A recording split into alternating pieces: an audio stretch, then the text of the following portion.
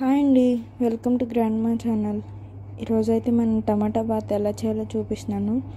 ఈ 2 days video తీయలేకపోయాం, మా అమ్మమ్మ బాగాలేదండి. సో అందుకనే ఈరోజు అయితే టమాటా బాత్ ఎలా చేయాలో ఫస్ట్ అయితే రవ్వని ఫ్రై చేయాలి. ఫ్రై అయిన తర్వాత సేమ్ అదే కళాయిలో ఆయిల్ అయితే యాడ్ చేసి తాలింపు దినుసులు, అలాగే వేరుశనగలు, మరియు అలాగే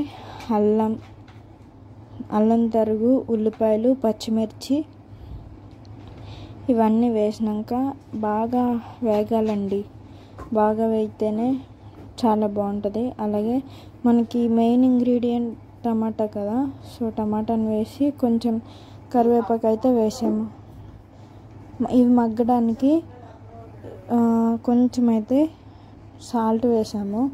ఇవన్నీ వేగిపోయిన తర్వాత పక్కన హాట్ వాటర్ అయితే పెట్టామండి, ఫాస్ట్గా అయిపోతుందని. ఈ టిప్ నచ్చితే మీరు కూడా ఫాలో అవ్వండి.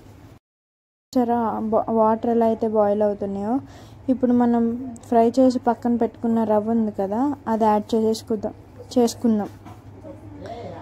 లాస్ట్ అండ్ ఫైనల్గా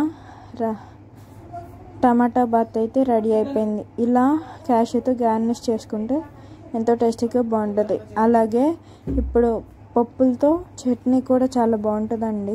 మీరు కూడా ట్రై చేసి వీడియో నచ్చితే లైక్ చేసి, షేర్ చేసి, సబ్స్క్రైబ్ చేయండి. Thank you.